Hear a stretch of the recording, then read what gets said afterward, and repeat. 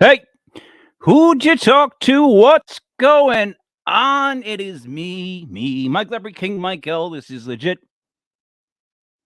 Paranormal, brought to you by Legit Podcast.com. It is October 22nd, 2023.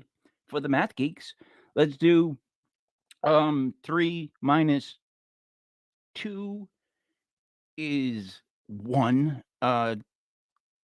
Plus 2 is 3. And then on the other side, we'll do 2 plus 2 is 4 minus 1 is 3. So I'm going to go with 3s on either side. I know no one else gets that but me and the math geeks. Joining me, though, Sin Schrader Hill, author. Hey, how you doing? I'm doing pretty good. I just made myself some K-Cup Keurig coffee. You know, a lot of K's, a lot of C's, a lot of things like that. I got Tom Selleck in the background every now and then. So I'm doing good. Yeah. And a lot of freaky pictures I like. Yeah. There's been it's weird what spawns up in your YouTube feed now. Like I go on YouTube and it's like 8 crazy cryptids caught on camera. And like you don't know me, YouTube. I don't not necessarily want to look at cryptids. Yeah, but they've been listening. Joining us, Sarah, Paranormal. What's up, Sarah? Not much going on over here. I see that you're like redoing your little space there, Mike. Oh yeah, you know what I did? I'll tell you what I did. I took stuff down and I painted the walls. And you put a couple things back up. Yeah, I just put the Providence Journal clipping, the Rocky Marciano, Kobe, and Lawrence Taylor, and my mom. That's it. That's all that would make the wall if I had to make people make the wall. Speaking of people that would make the walls, now the ghost host. Here's Jai.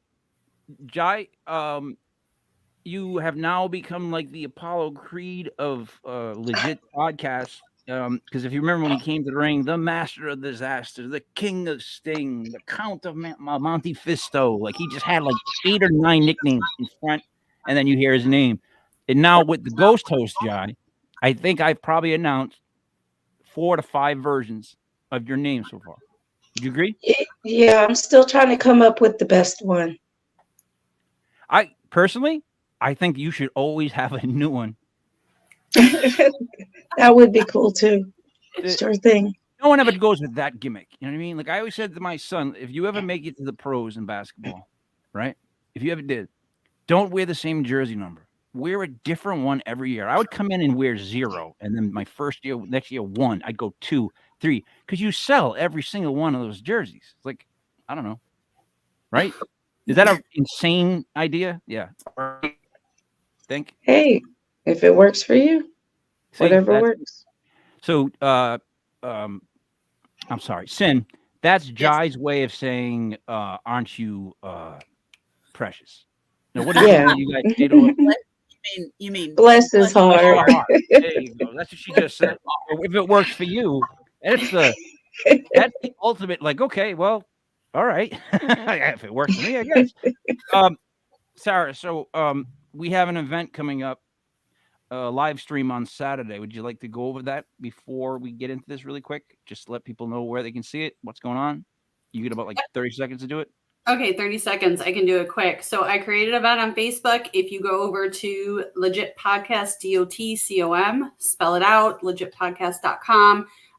You can register for the event, so it'll give you notifications when it's starting. Saturday, October 28th, hopefully starting on time at 9 o'clock. We'll start at the old Oddfellows building, which is currently the Block Island Ghost Tours home, and then move to the Old Surf Hotel, which is one of the most haunted hotels in Rhode Island. So we're going to see what we catch. Or catch us. Was that 30 seconds? Or catch us. Exactly. Quite honestly, yeah, because I'm not going in arms wide open looking to catch anything. I don't got no Elmer Fudd type trap, so I'm not doing no catching. I'm going to be running down the dark hallways, so you know that. We should probably provide you with a helmet and knee pads. Would you like to do the introductions of our guests? Yes, I would. So our guests are actually clients of mine with Florida Paranormal. They are very generous people, so they wanted to come on and share their story in hopes of helping others. We have from somewhere in Central Florida, Mike and Jeanette. Hi, guys. Hey guys, Hello. how y'all doing? We're doing good. How are you guys doing tonight? Doing I'm good. great. So, first off, like it's impossible not to talk about the tumblers. Like, it's hard. I've seen the tumblers. They're beautiful. Fine. So how do you not talk about the tumblers? There's nothing paranormal about tumblers, Mike. I know. I'm talking to myself, Mike. But they're absolutely beautiful. Look at them. Look at them. Like, so Please. I got to ask, and I know probably everybody asks this, but I have to. This is like a gimme. It's like I have to swing. Help me with the tumblers. How did that start? Like, that's a great idea. So who? All right, there you go. Someone always takes credit. So explain to me kind of how it happened. Like, you just like, oh, one day you just, hey, tumblers, and That's exactly how it happened. I was just watching TikTok and I was like, oh, I want to try that. that blows my mind. $6,000 later, we're in business. Yeah. Isn't that all right? So, isn't that kind of strange how it's like we don't know we can do something till we see it done. You know what I mean? There's certain people that if they see it once, twice, they just go do it. It's like you just needed to show them how it was done. Does that make sense? Jenny started this before I got into it. And when she first started, I was like, she said she wanted to start selling them. I'm like, nobody's going to buy them tumblers. And then she sold a couple, and I'm like, well, teach me how to do it. And me, I'm OCD, so I'm really, really particular about how I do it. But the thing to do is trust the process. Once you trust the process, you can use heat as a paintbrush and do whatever you want to do with the inks. You're going all Philadelphia 76ers on me with trusting the process. Process. So basically, what I want to know, Jeanette, is that so you were like, I'm going to make these tumblers, and at first he's like, no one wants those tumblers. You just went, you shut them off, or you That's just were exactly like, what I did. 2 for 2. I guess I'm 2 for 2, right? So, John, let me ask you this. Sometimes is it important to shut off someone else's opinion on what you want to do? Sometimes. It always works for her. All right. Now I know what to do. Now I handle myself. All right. So, all right. Let's start with this. I'm gonna go around. The ghost host. Yes. Let me ask you a question. Is it important to have people around you that believe in what you do or want to do, or is it important to kind of earn their belief in it? Like, where do you fall? And I'm being serious. Where do you fall? Should they believe you right away, or should they let you prove them out? Are these supposed to be people that are close to me? Yeah, they would have to be, because if there anybody else, Well, if they're people that are close to me, then I would expect them to trust and do it that way. Even on tumblers. No matter what it is, they'll trust what I do. See, Mike?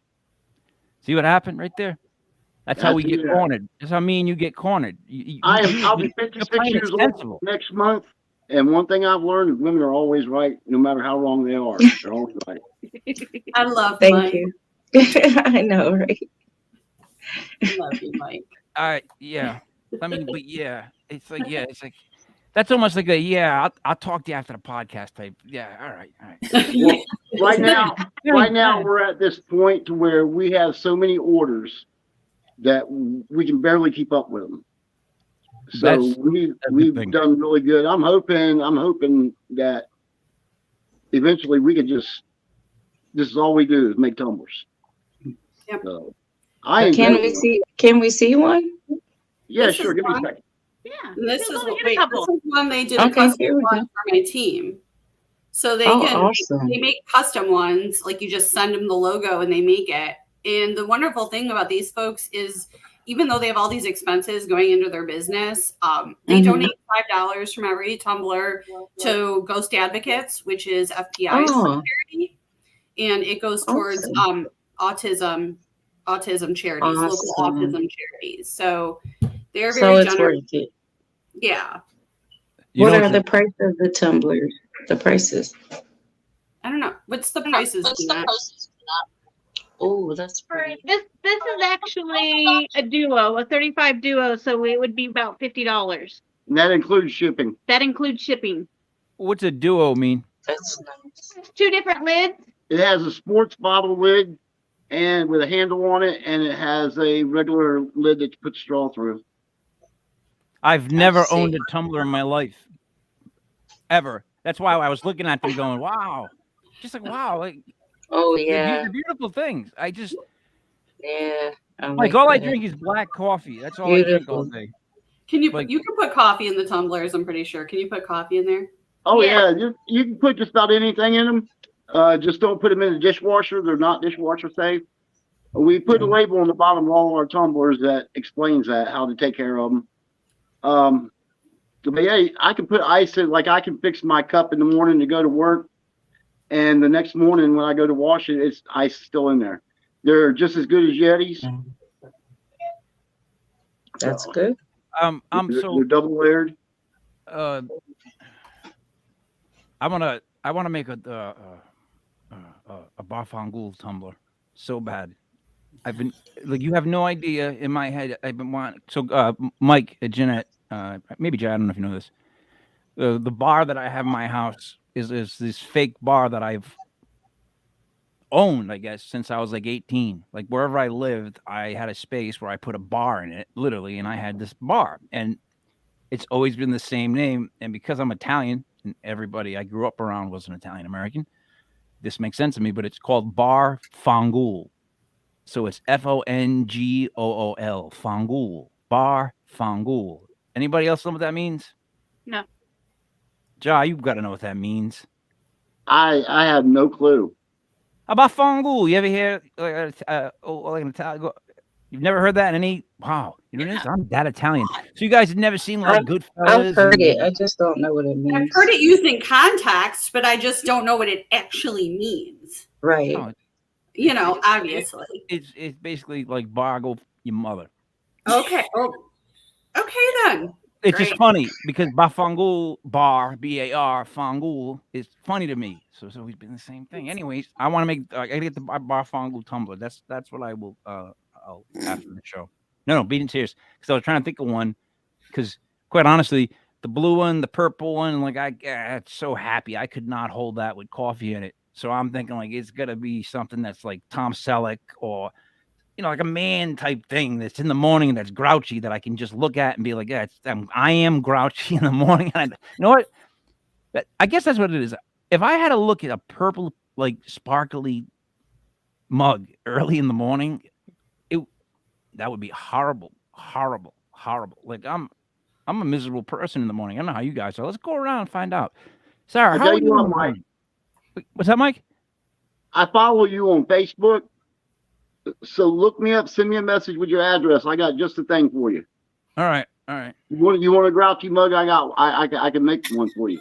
I mean, I wish I was. I wish this was made up right here, but no. So, Sarah, how are you in the mornings? I am also unpleasant until like about an hour and a half and several cups of coffee, or like a half a pot of coffee in. You just don't talk. Everyone knows not to speak to me.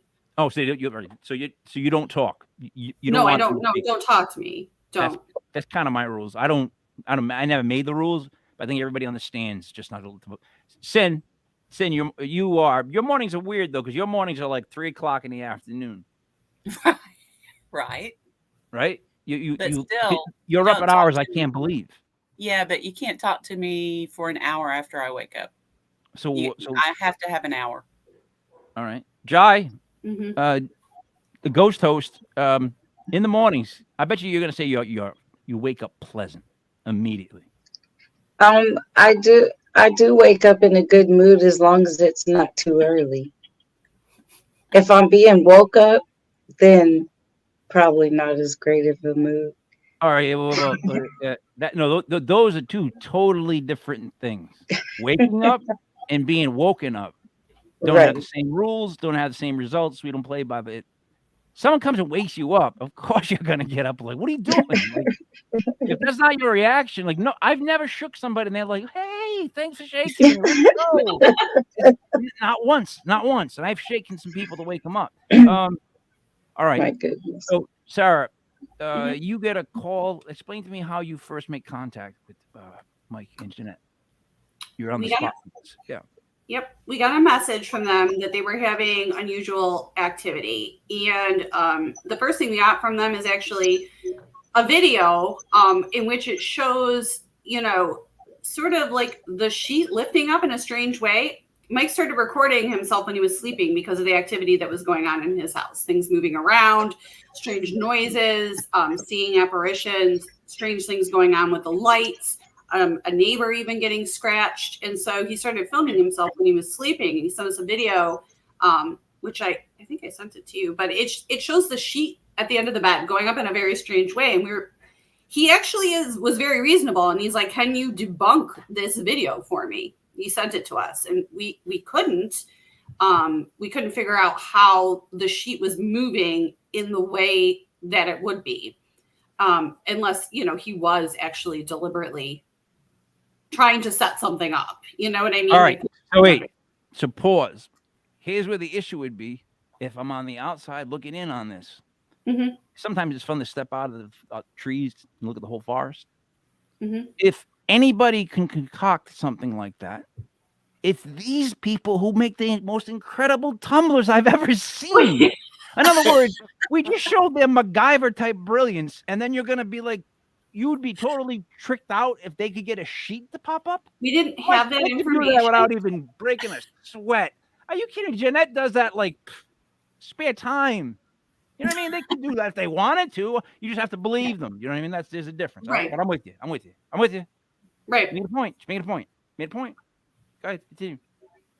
And so we set up a video call with them, and they did present as very genuine, good people who were afraid. They were afraid at the time. And so we decided to go out there, and we set up the first investigation. So I don't know if you want me to go into all No, of hold on a second. Oh, yeah. Okay. So afraid of something. Yeah. Mike, Jeanette, this is an odd way to sum it up in a quick question, but what were you afraid of? Or what are you afraid of? Well, everything in the house started. We had, I'm not going to get into details, but we had a lot of bad stuff happen in the house. Negativity. A lot of negativity. Yep. And it was after everything had stopped and they had moved out. It was some family members that were living with us. Then things started picking up, and started seeing apparitions walk across the house. She stopped sleeping in the bedroom because she felt creeped out. And one thing we have found out is I'm really sensitive to different energies. And every time I would walk in the room, I would just get this energy, flowing down me. And so I knew something was going on. I was still sleeping in the bedroom, but the only different thing is I would wake up every morning in a really hateful mood, tired, drained, had no energy at all. And which is not like me, because before all this happened, I was getting up at 3 o'clock in the morning, going to the gym, working out for 2 hours before I went to work. And it just stopped. I just lost all my motivation. And so I decided to set a camera up in the bedroom one night while I was sleeping, just to see what was going on. And the very first night I recorded is the video that she has. But something at the foot of the bed, and believe me, that morning I woke up and reviewed the footage and saw that. I went back in the bedroom, crawled back in the bed, and tried my best to debunk it. And my type of blankets that I have on the bed, if you pop them up, they're just going to stay up. They're not going to go down. But you watch the video, if she shows it, and you'll see how it was doing. And there's no way I could do that. Mike, and the height. Mike, question for you. When you started to feel like that, did you take any precautions or ways to check to see if it was a physical thing, like a testosterone level type thing? I'm not joking. That does happen, and it can be. No, I've never had my testosterone tested. see what my All right. levels are.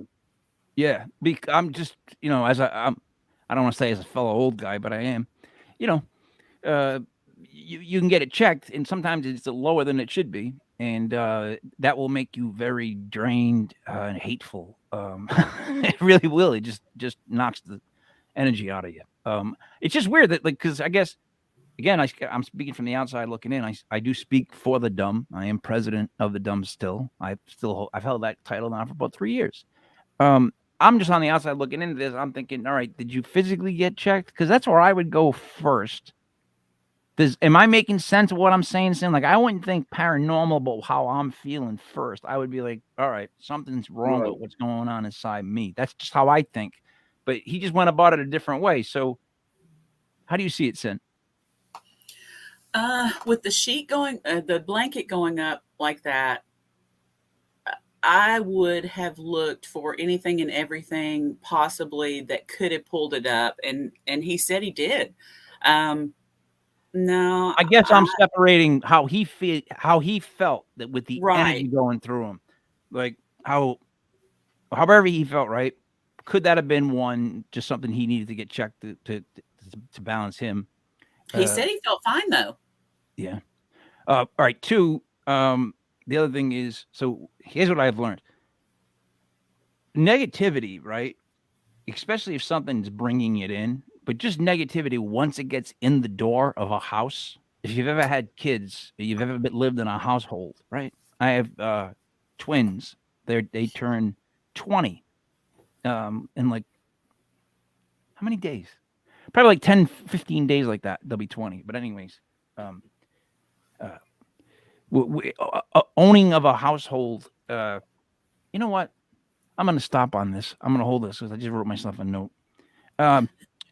Sarah, my question to you then would be, so with Mike, back on the negativity, I'm sorry. Mhm. So the negativity thing is this, it breeds itself. Once it gets in the house, it's just weird. Like if someone's being negative, they make the next person negative. They come out of the room negative. And I'm one of those people that like I can feel when someone's wound up, when they're spinning and they go by you and you can feel kind of how they feel without even asking them or looking at them. It's just you just know. I'm good when I get to know people, like, hey. But anyways, they walk by and it's just negative. That positive doesn't spread quite as fast as negative. Positive sometimes is seen as one person's positive and like maybe one other person gets positive from it, but the others don't really. Whereas negativity seems to just spread like a.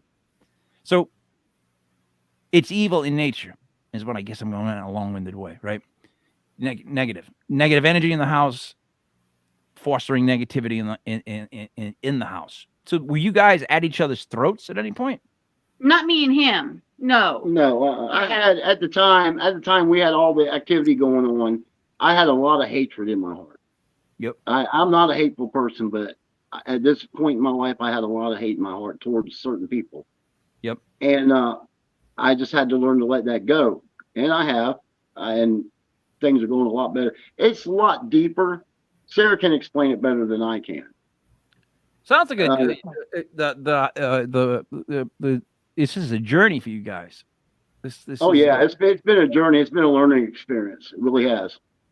It sounds like one of those it's supposed to happen sort of situations, like from the tumblers all the way down to the paranormal house. Well, I've always, all my life, since far back as I can remember, since 8, I've always had something going on in my life, something paranormal, extraterrestrials, anything. I've had it going on in my life, all through my life, no matter where I live. And it's just an ongoing thing. It's all right. I know it sounds crazy, but it's something I've learned to get used to in a way.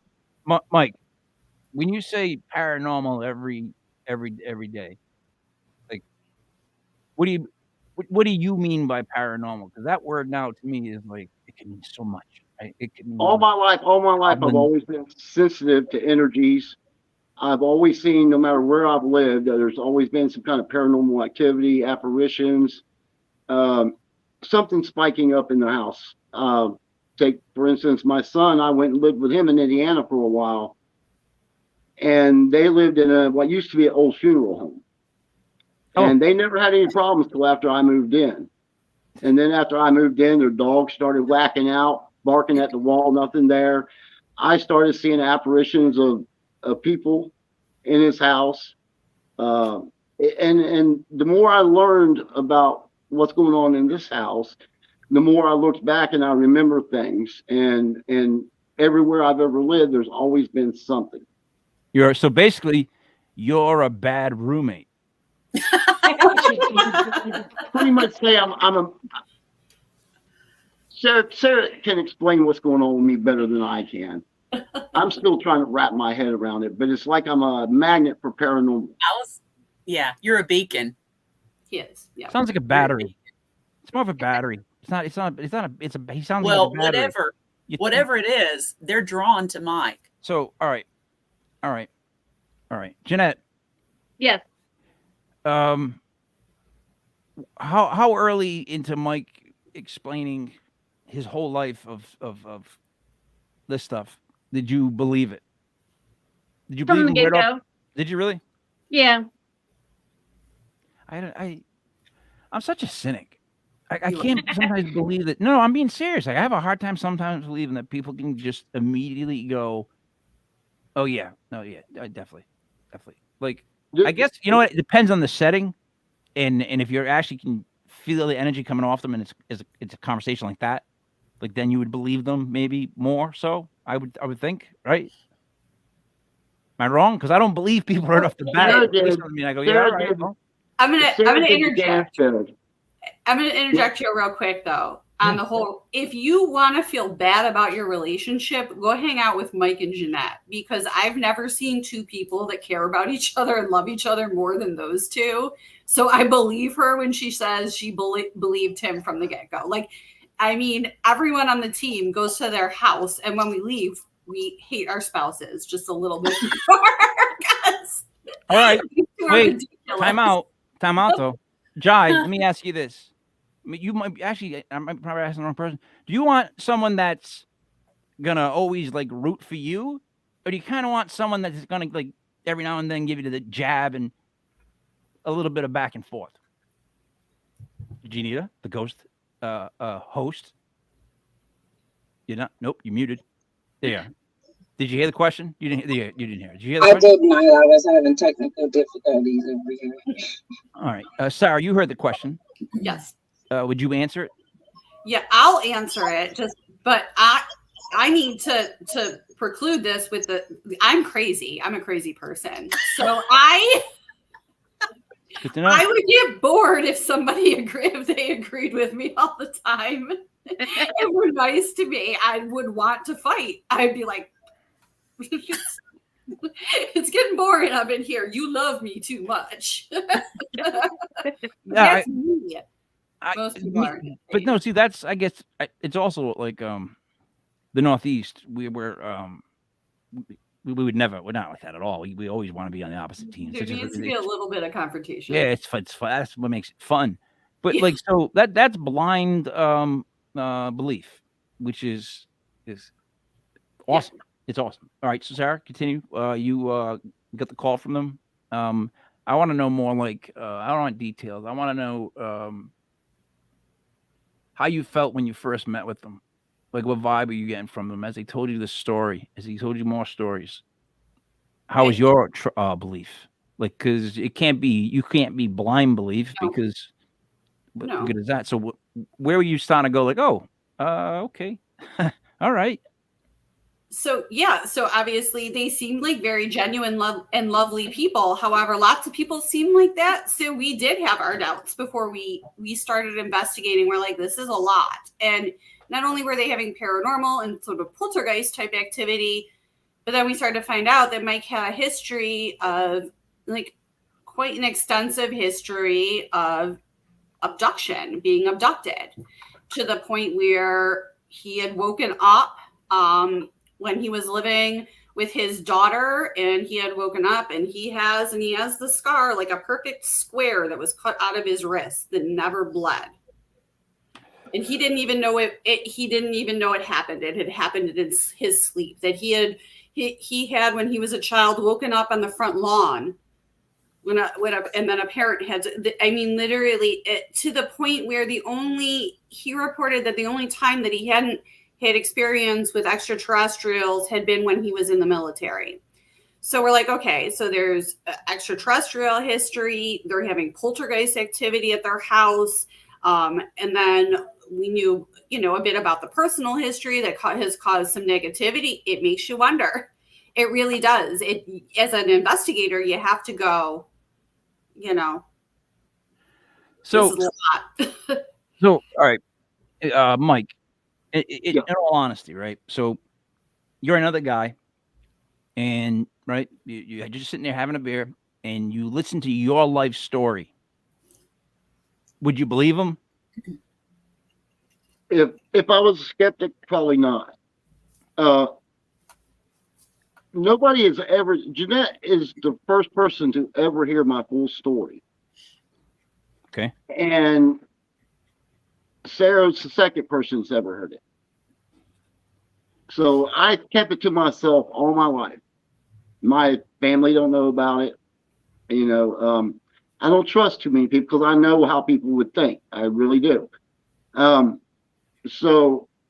me, it's hard for me to answer that question because it's something that I know is real, something I've always experienced. And so that's really a hard question for me to answer. I mean, but a stranger that doesn't believe in that kind of stuff, no, they wouldn't. If I told them some of the stuff that I've told her and told Sarah, they wouldn't believe it.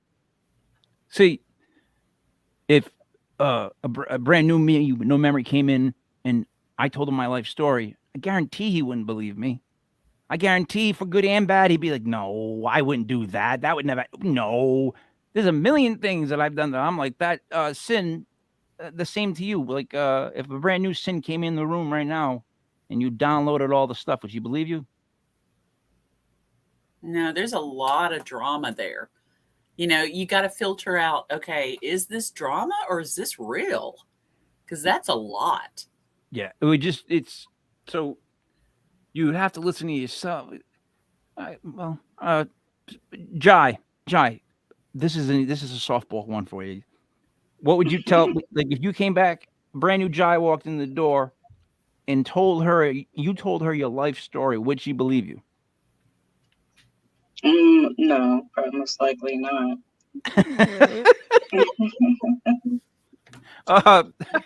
Sarah, same thing. Never.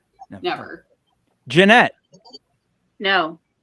Mike, see, you're the only guy in the whole room that believes in that blind faith. Like, and I'm not saying that's probably better, not worse. What I'm saying is, I would love to be that open where I can ever be like that. But you just said something that I firmly believe in, and that's don't trust anybody. Maybe you didn't phrase it like that. That's how I try to phrase it a lot. But it's just people are hard to trust, period. Like, one, trust in the sense of like they're gonna tell somebody where you hit your gold. Like, right? Trust, two, in the sense that like they're not gonna be like, I don't know, causing more drama and problems with no reason, just to do it, and it ends up being attached to you. Like, there's all these different levels of it, but like, so to be open, for me, it would be impossible with anybody. Like, I'm talking about, like, if Shirley Temple came back alive and walked up to me with a balloon and was like, I would not believe the kid. Like, nah, I gotta wait. Give me a second. Let me write it down. Let me go through it. So you're more open, obviously, than most of us. Is that been good or bad? Well, I mean, like I was saying, Jeanette's the first person I really ever opened up to about it. I don't know. I guess you went that long holding it in. It was actually good to talk to somebody about it for once. Now, my daughter lives in Pennsylvania. She knows what I've been through. I mean, she was living with me when I woke up with that hump missing out of my arm. Didn't even feel it or nothing. It was like cauterized over. And then 2 weeks after it happened, it blistered up like a burn. It was really weird. But yeah, she knows everything that's went on. My daughter does. So besides Jeanette. But yeah, it's nice to talk about it to people, especially what really set it off was Sarah did a Ganspell. and we were all watching her through the camera, and she started experiencing things that I had went through in the past, and things that I've told Jeanette but never told her. Sarah never knew anything about my extraterrestrial past, in detail, but she did. And as soon as she started talking about it, Jeanette noticed it, and it's weird. It's weird. I'm still wrapping my head around all this. So, Sarah, sounds like you started off a storm there. Hopefully, it's a positive storm. It seems like there's been more enlightenment of the situation. Now, the Gansfeld method. Would you like to just tell us what that is?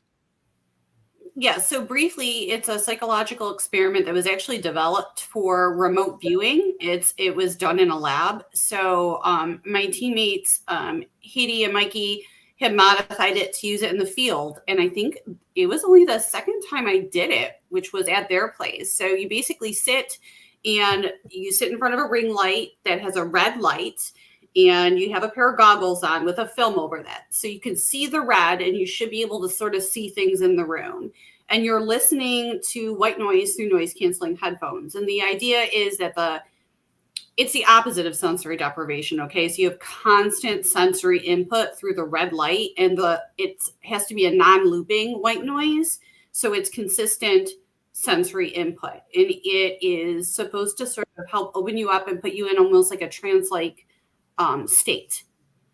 All right. Right.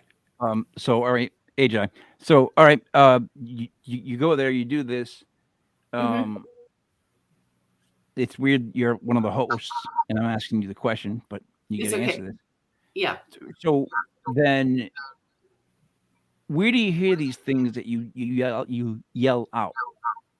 Like, are you yelling out things you see, or just things that are coming in your head that need to be said? It's different sort of every time. So when different people experience it differently. I've experienced kind of all of them. Sometimes you see things outside the goggles, like shadows, and you hear things audibly with your ears. So you're actually seeing and hearing them. Sometimes they are in your head, and you can sort of tell the difference.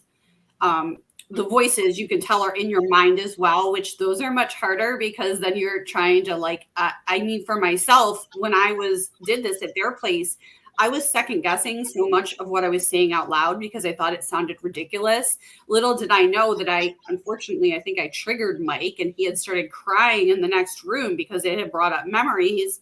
But to me, I'm like, this has got to be just brain garbage, because I was experiencing it. I actually felt sensations in my body. So at Mike and Jeanette's house, the first thing that happened was I had extreme pain in my neck and back, to the point where I think everyone could tell there was pain in my face. And I had to verbally say out loud to Haiti, please don't pull me out of this, because I knew I was in so much pain. There was no way I was hiding it. And then the next thing sort of that stands out was that I was hearing the whole time a strange language, and it was gibberish, to the point where I didn't want to say it out loud. It was like noises. It was like guttural sounds, like boom, god, like just syllables. And then it wouldn't stop. So finally I just said it. And that's what had triggered Mike and brought him to tears, where he had then relayed to the other people in the room that those were the voices in the words he was hearing when he was abducted. The session sort of, from there, it got strange and a bit scary, to where I actually felt myself on a table. I could feel the cold, and I could see something looking at me. I could see myself in the black, glassy eyes. And as the being's face started to become clear, that's when I ripped everything off, because it terrified me. It terrified me. It was scary. Okay. Sin. Wow. Oh, Sin. Wow. What your thoughts on what you just heard? That's incredible. That's terrifying. Okay. But that's all I got. Okay. Residuals. you take the helmet off or whatever, the goggles. Mhm. How does your head just clear up? Because No. that's what I find hard to believe is that someone can be in like a good mood and then like do something like that and then come out of it and then they're like tired for a couple of minutes and they're back to a good mood. Because quite honestly, those have been the ones that I've seen. Like I see people that come back like, oh, they're all chirp. I would think you'd come out of it like just, I don't know, burnt. Like you took acid or something. Not that we here sponsor acid. The big acid companies don't like us. I came out of that Gansfeld session with physical marks on my body, needle marks on my back that were not there prior.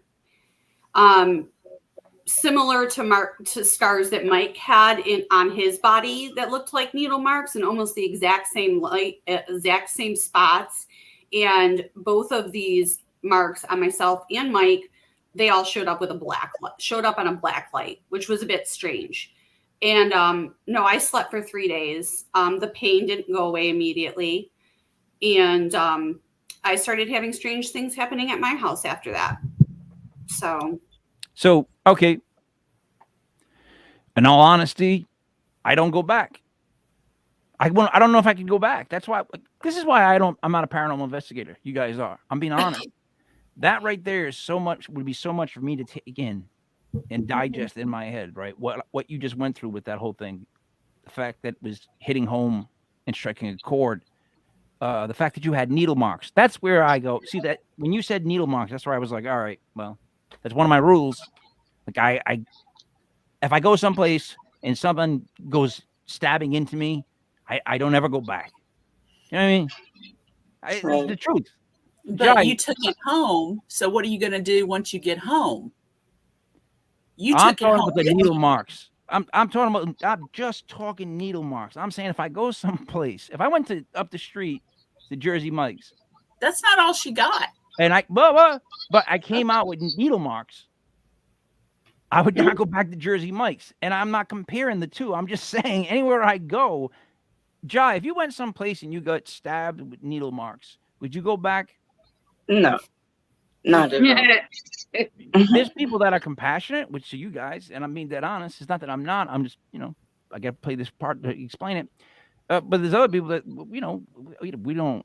How can that? Like, I would love to help, but if I go to your house and I leave with needle marks, I got to be honest. Like, why am I the bad guy? Because I wouldn't go back to that house. Well, the thing is that experience sort of kicked everything into high gear. And first of all, let me backtrack for a second. We did the Gansfeld after the entire team had come in. We had come in with a medium. We did an entire paranormal investigation. We checked the environment. We got nothing. The medium picked up nothing. Wow. None of the equipment went off. Nothing. The medium's like, there's no ghosts in. Like, there were nothing to indicate. So everyone left except for Haiti and myself. And I'm thinking about the lights exploding and all this other stuff. And then what I learned from parapsychology. And I'm like, it's got to be him. It's got to be his PK that's doing some of this stuff, right? If there's no spirits. So what would trigger that? And then we started asking him a little bit about the fact that he was abducted. And we're like, what if an abduction experience triggered some sort of like psychokinesis, where he is affecting the lights. It can also cause marks on other people. It can move things. It can form apparitions. All the things that were happening in their house. So that's when we did the Gansfeld. We never done it in the context of thinking we were going to contact extraterrestrials. However, at this point, to your point, Mike, we started going to experts at MUFON, experts at the field. At this point that I had needle marks, I already did the Gansfeld. It tried to show itself to me. I am now considered a contactee as well. So I'm in it. I'm already in it. All right. So, I'm already on the radar. Sin, I'm being honest. Needle marks. Do you go back? I don't like needles, but she was on camera. She was being recorded the entire time. So they knew there were no needles involved. This was something else. Yeah. All right. This was something else. Okay, maybe miss my point though, because maybe I am. Either way, there's needle marks. You see what I'm saying? So either whether there was actually really needles that went in there or something else that happened more paranormal, right above that. Either way, needle marks. Something did that. You know what I mean? Like, dude, I worry about houses. I worry about like locations that have really bad spirits or things because people always go there and they end up telling like this story on the podcast about how it was like they always see like a little girl that runs in the backyard and then the little girl always tries to talk to them and they don't want to believe me that maybe it's something that's darker than that, you know, because sometimes it could be. Some places just got the evil. But what Sarah's saying is that now she's a part of this. I now know. She's a part of it. Listen to me. What was really weird that first night, that first investigation night, when they had the equipment set up in certain rooms, I would walk in the room and the equipment would go off. But I would leave the room and it would stop. What's that? Yeah, Mike was the only thing that would set the equipment off. All of us could be walking around all of it and nothing would happen. When he would come into the room, all the REM pods and the K2s and everything would blow up. That sounds like a demonic attachment. Yeah. Well, a lot of times demonic gets messed up with extraterrestrial because, you know, people can't say, is it this or is it this? Yep. Right.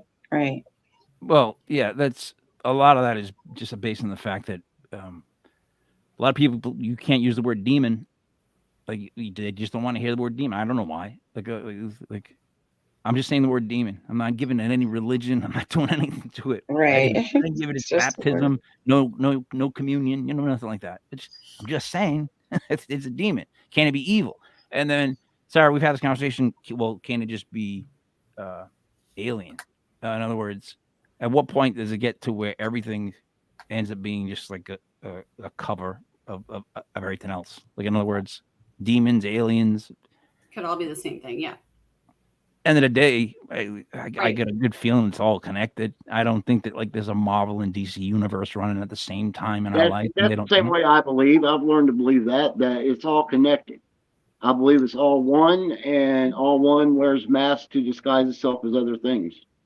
Well, when I was growing up, we also, I wasn't abducted or anything that I know of, but we would have UFO sightings as well as paranormal happenings in the house and haunting. So no one's looking at that stuff. And so that's one of the reasons we went back. It was very interesting is that people aren't looking at the fact that, because we've talked about this on this show as well, that those two worlds don't communicate. So the paranormal world and the ufologists. And we're like, well, you know, what if they are going hand in hand? And in this case, after this first night, we very much believe they did. We believed that because of experiences with extraterrestrials, Mike was manifesting poltergeist activity in his own home. And we've come to learn that he does have very powerful abilities that he just didn't know how to control. Well, we still don't know how to control. We're still working on that. I'm trying to find him someone. I've been working a lot on the whole empath and medium thing. I've kind of learned to shut that off and deflect it. But the other, like I was saying telling you last week, we are getting an uptick here lately.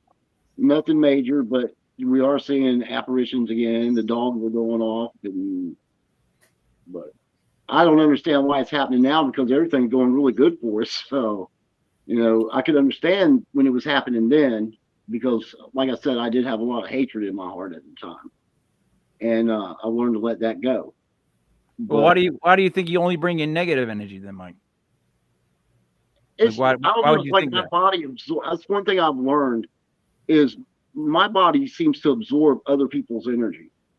And I've been doing a lot of research. I'll tell you, I was doing a lot of research on it. And that's what I'm picking up is I'm just absorbing other people's energy. And then when I get home from work or whatever, I release it.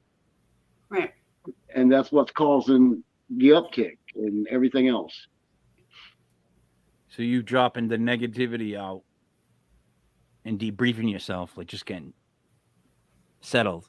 stirs up it's like going on a pit bull. It's like you just did that, and now the dog's all hyped up and ready to fight. Doesn't know why. Like a battery. But like, so why? In other words, what you're going through right now, why couldn't it be a positive energy that could draw into it to him? If I could find somebody to teach me, I would love to turn it into a positive thing. I really would. And I know all this sounds sci-fi, and like I said, I'm still wrapping my head around it. And at first, I didn't want to believe any of it.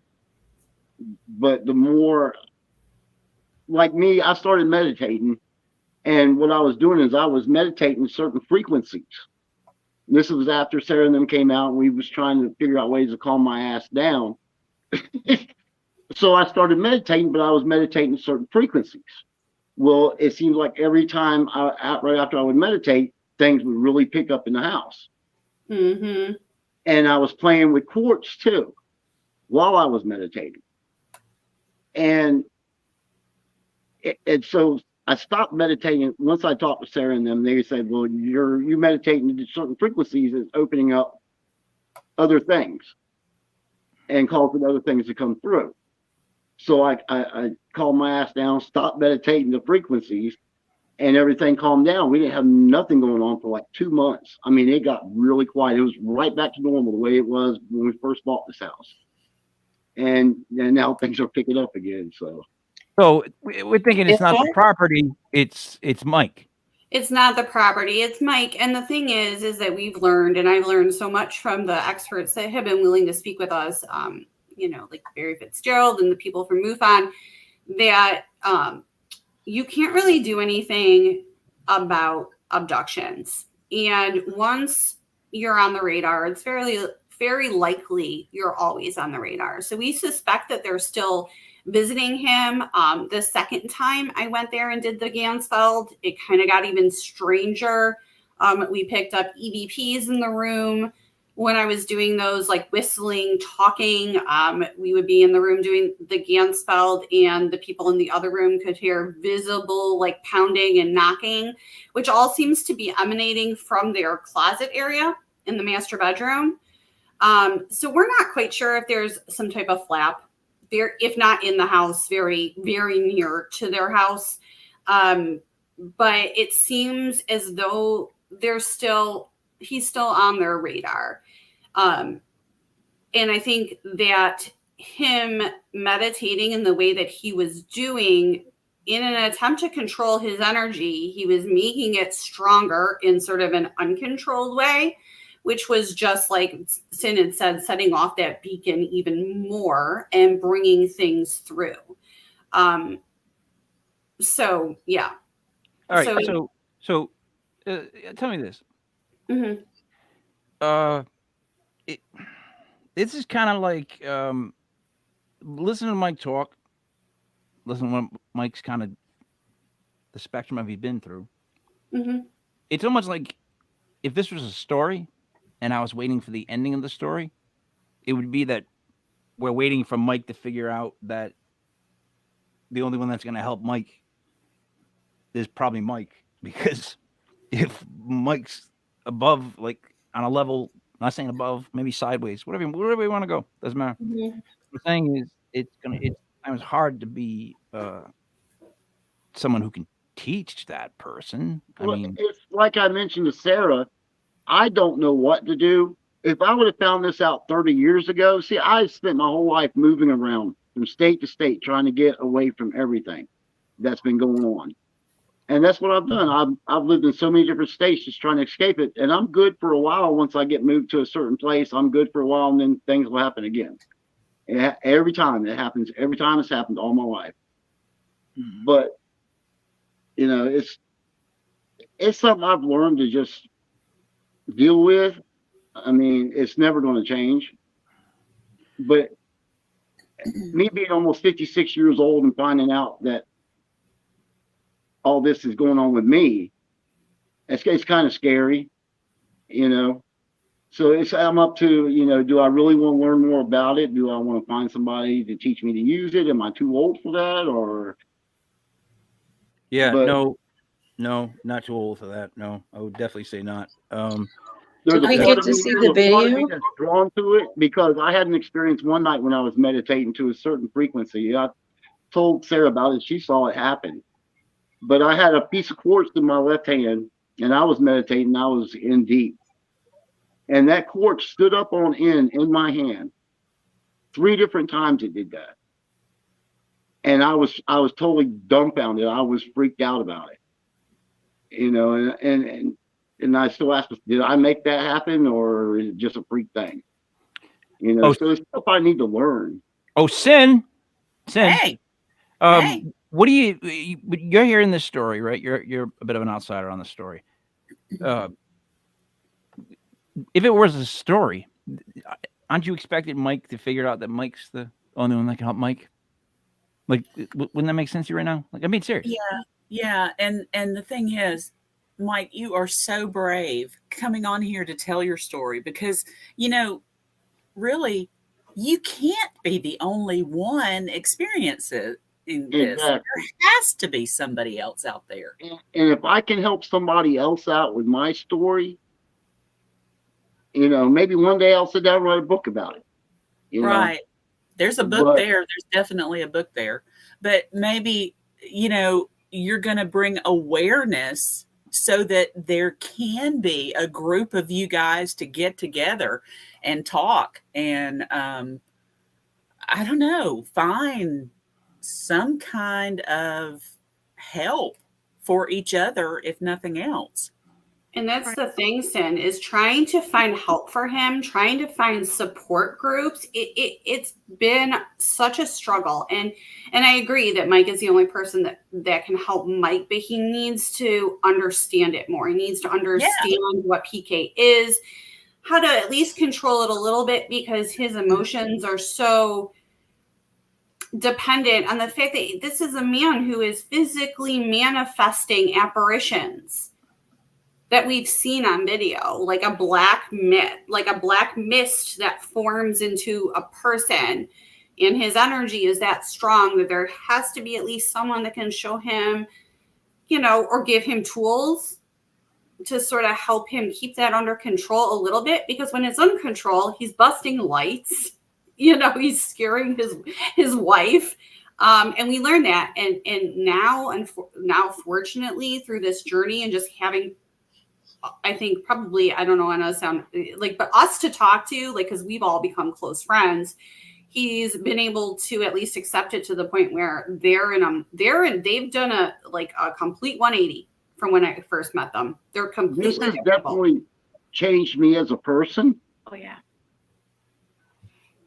Yeah. Especially the empath part, because now that I can feel other people and what they're going through, it makes me sympathetic towards them.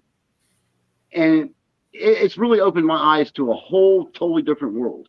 So when you It's touch changed another, me as a person, I'm more understanding. when you My touch a has to certain, calm down considerably. Mike, when in you the touch a last 6 certain months. level, when you hit a certain level, and you do something or something happens to you where, you just know it to be true, so you know that there's other things going on. You know that there's something else going on. You start to see everybody as well. Here's how I put it: I just look around and I see a bunch of dopes. I just see a bunch of dopes. Nobody's different. They're just all dopes. Like in my head, because I'm a curmudgeon. That's what I do.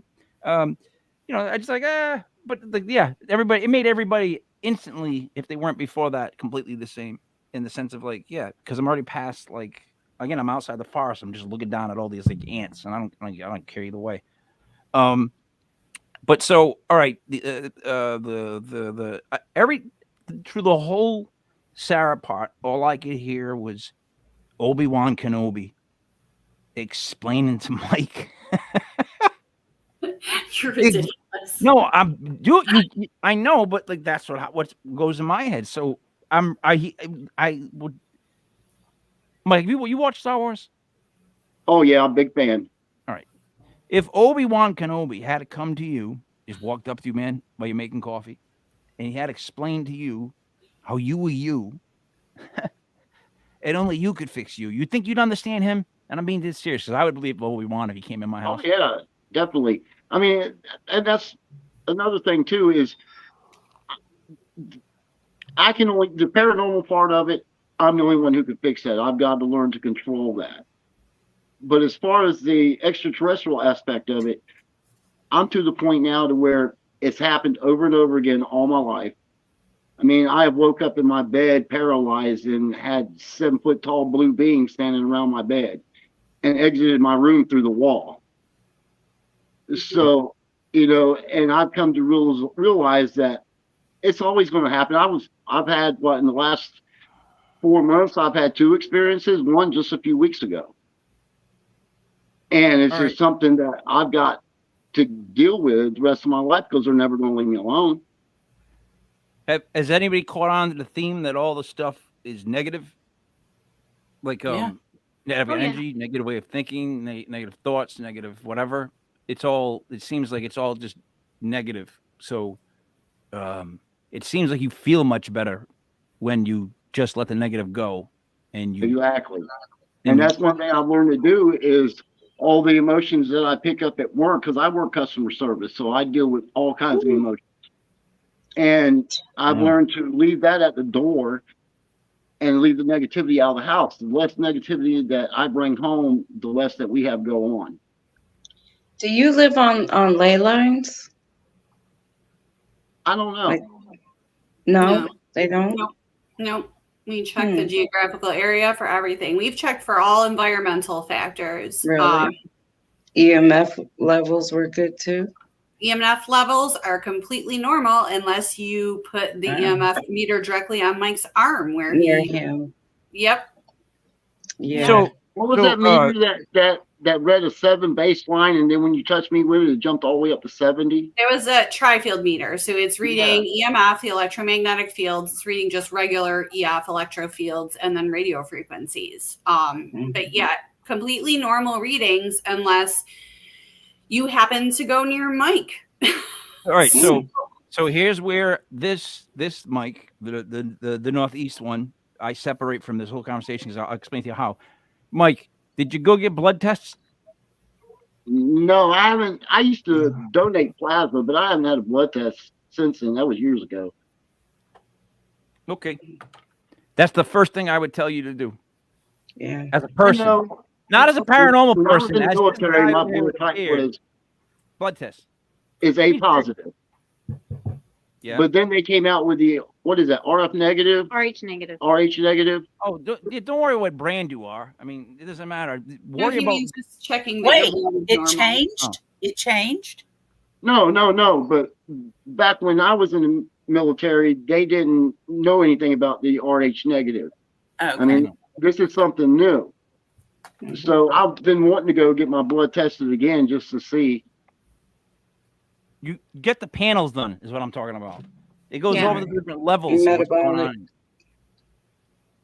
Like, I would want to check all my levels if I'm you. That's like one of the first things I think I would want to go do. Jeannie's RH negative. We have Mike just he's a man, so we told him to go to the doctor. Yeah. I can tell he doesn't go. He just doesn't do it. Right. And I can tell he doesn't go. I can tell by the way he's talking right now. He doesn't go. Right. He doesn't know a lot about the whole like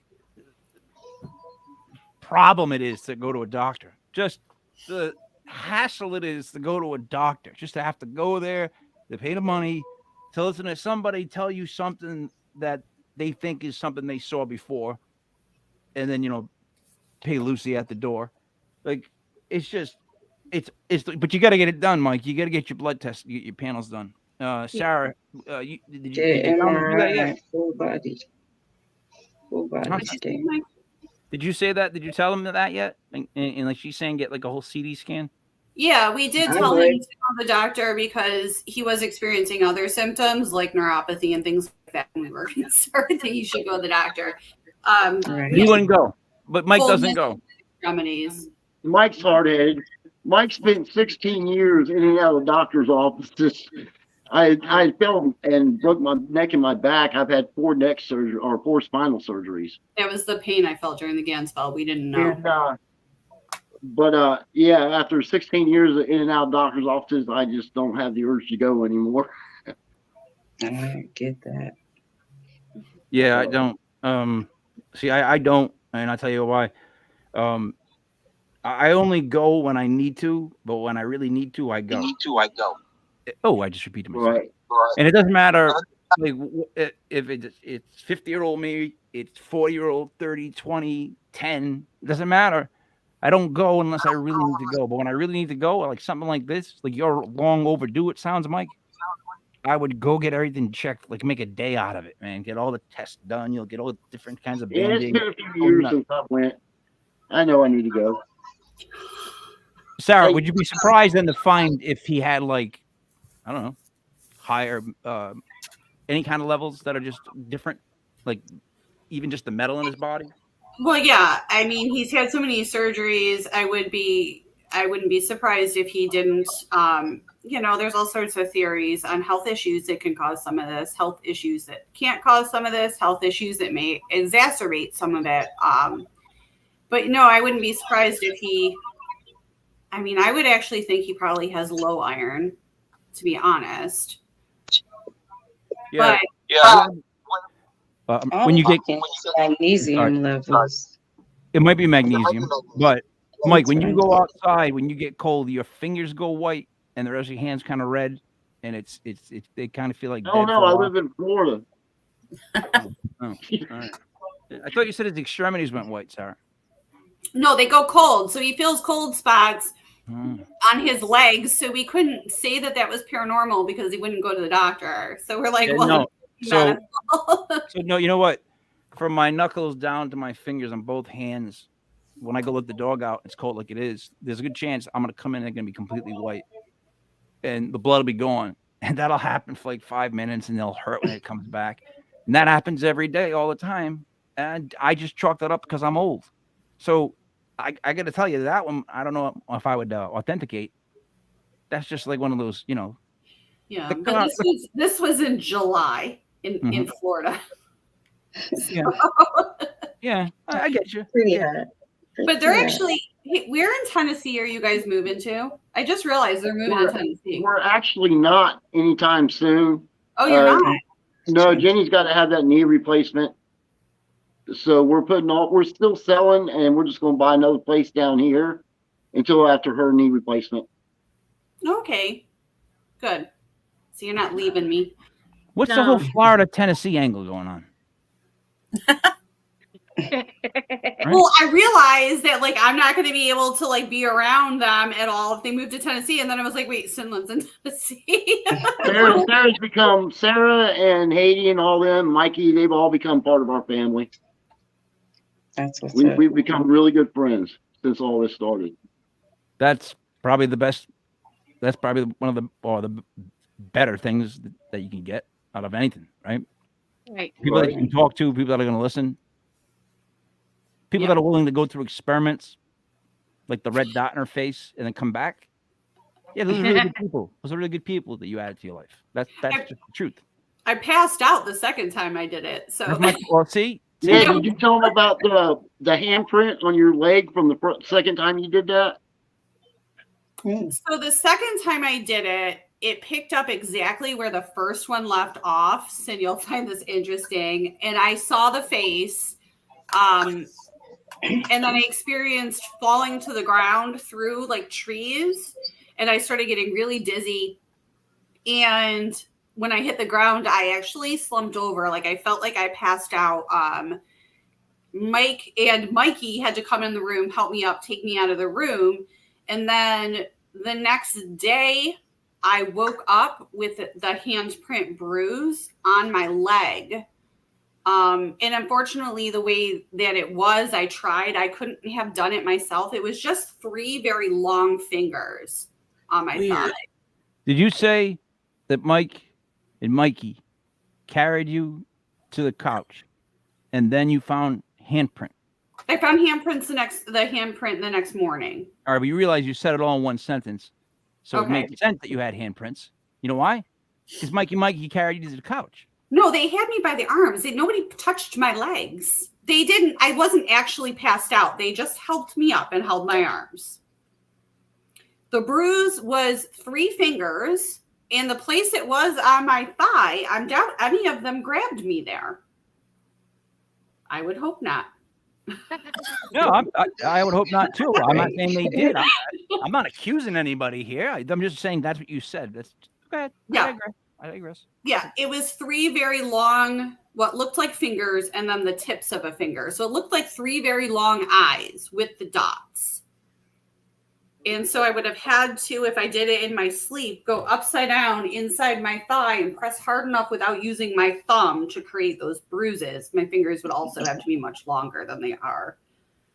Right. Did you guys know that B.B. King's wife, she was famous for this. She went and got a bee and a bee tattooed on each one of her cheeks for like a birthday present for him. And she came home and she actually bent over and showed it to him. And she's like, "Look what I got for you." And his response was, "Who's Bob?" You're so stupid. And I knew that was coming. I know you I did. know you put your head down. Oh, I know you did. So we're gonna do a wrap up here. Go around the horn. You guys can tell us what you got going on, and then we'll get. Oh, yeah. Oh, wait. Let's start with Sin Schrader Hill author. You're first. Hey, okay, so Realm of Shadows is live on Amazon, Kindle and paperback versions. Go check it out. Jai, what do you got to wrap up? Follow us for more exciting shows. That was pretty good. That's pretty good. It came in Thank smooth. Sarah Paranormal. I am hitting the road tomorrow morning for my long road trip up to Rhode Island, which will culminate with me being at Block Island on Saturday, October 28th. So myself, Mike, and Block Island Rick will be live streaming an investigation from Block Island on October 28th at 9 p.m. So follow Legit Podcast, DOTCOM on Facebook, Instagram, and TikTok. It'll also be live streaming to at Legit Podcast on YouTube and legitpodcast.com, our website. I'll plug it real quick in case they don't. Adkins Tumblers on Facebook. I'm going to let them give you their TikTok handle. They do really Adkins Tumblr on TikTok too. Yeah, really awesome custom tumblers. So make sure you tune into that live stream on Saturday, the 28th, because I think it's going to be a good time. Rick and I investigating, and Mike going, "Why are you letting that experiment happen to yourself?" Yeah, You know, we'll be watching. Of course. I know you guys will. They're huge fans of the Legit Podcast. They watch all our shows. All right, so then I'll be, guys. Thank you. I give myself a 50% chance of being there. If you want the truth. No, you're gonna be there. I don't know. Friday night, I might just go out. Yeah, I just go out and I don't come back. And they're like, "Oh, where are you?" And I'm like, "Oh, I'm somewhere else." You got to be there, Mike. All right. Everyone keeps saying that to me. All right. Okay. Yeah. All right. All right. Mike to Mike, he told you. Yep. I just, it's like throwing gasoline on a fire. All right. I'll go. I'm one of those people that's like, all right, I'll go in there if I have to, but I don't seek it out. I don't know, I don't know why. But what do you guys got to say to wrap up? Let's get a little bit more of the tumblers really quick too. Mike and Jeanette. We do custom tumblers. Whatever you want, we can do. You can message us on Adkins Tumblers on Facebook or on Adkins Tumblers on TikTok, or you can get on her TikTok at Tennessee Sweetheart, and we'll discuss what you want. How'd you get the handle Tennessee Sweetheart? Someone gave it to me. I bet that's not one you just find, right? You don't go just type that in. You're like, oh my God, no one took Tennessee Sweetheart. No. So, Mike, in closing, is Jeanette like the genius of the group? Is she just the quiet, brooding genius that every now and then she's just like, Just Tumblr. because we're on live podcast, I'm gonna say yes, she is. Go plant, Mike. Way to do We'll stop right there. Yeah. If I was your attorney, I would have leaned in right there. Mike would have been like, shut Ixnay on the Arate. But it was great having you guys on. It was nice being here, Mike. Thank you. And thank you for allowing me to throw my story out there. Maybe there's other people out there who's going through the same thing. Yeah. Again, you sometimes need people to show you things like one time for you to do something, right? You just learn how to pick it up. But this is I'll leave everybody with this because this is the thing that's been bugging me all weekend, all week. The best things the best stories I have in my life, I can't really prove. You can't really prove them. Like, it's no way for me to prove them, and I like them that way. Right. Like, it took me this old, and whatever, to accept that. And that's just how it is. That's just how it is. I don't expect anybody to believe my story, but we have enough proof with Sarah that it's true. That's the thing. I don't expect anybody to believe it. I mean, like I said at the beginning of the show, yeah, that's a hard story to believe. So you don't want to. I agree with that. Like, it's not something like whenever you do anything, you don't want everyone to like it. And I don't know if that makes sense to begin with. Like, you don't ever do anything where you want everyone to be on board, because that's not right. You gotta have somebody not on board, at least in my head. But like, what I'm saying is, like, a store like yours, if you can't, like, it's like the whole God issue. If there's something you can't prove, it's just it is what it is. Like, we're beyond proof. There's a thing called faith where you believe in it even though you can't prove it. So, but you know what makes more people want to believe it now is the whole UFO UAP thing is so open now to the public. There's more people believing, so that kind of makes it helps a little bit.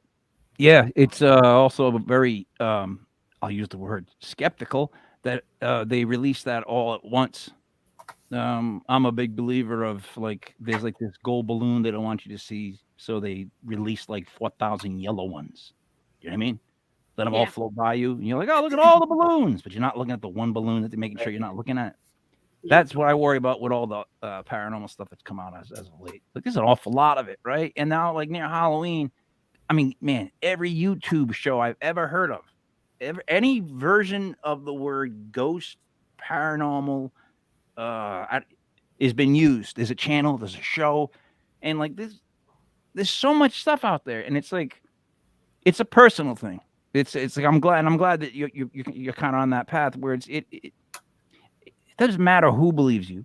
It's important to have someone believe in you, just for that, I don't know, Right. that rock. Like, it's always good when you find a peer, someone that's like on your level that you can talk to and they understand what you're saying, so mentally you match up, and like that works. So there's that thing. But like, I think overall with you, I would just be you. And Jeanette, I would speak more, and I would just put you in a room and be like, just think of ideas, and I would leave. And I'd probably give you 2 hours. I'd just It come would back. be all tumblers. Going, yeah. It'd be fun though. If they were all tumblers though, I'd be more terrified than if you put down all kinds of terrifying stuff. I mean, that's serious. If you wrote down like all these horrible stuff, that would not shock me as much as if you wrote down the whole time tumblers. Because I run from that person. I would. No, I'm out the door. Just with my car getting in, I'm going home. Anybody who writes tumblers for like an hour straight is more crazy than the person who wrote down a bunch of horrible stuff. All right, so for the ghost host, Jai, for Mike and Jeanette, for Sin Trader Hill, author, for Sarah, Paranormal, it's me, Mike Leopard King Miguel. This was Legit Paranormal, brought to you by Legit Podcast.com. Check the website for the shows upcoming for Monday, Tuesday, Wednesday, Thursday, all the way to our supposed, no, it's our definite live stream on Block Island. Thank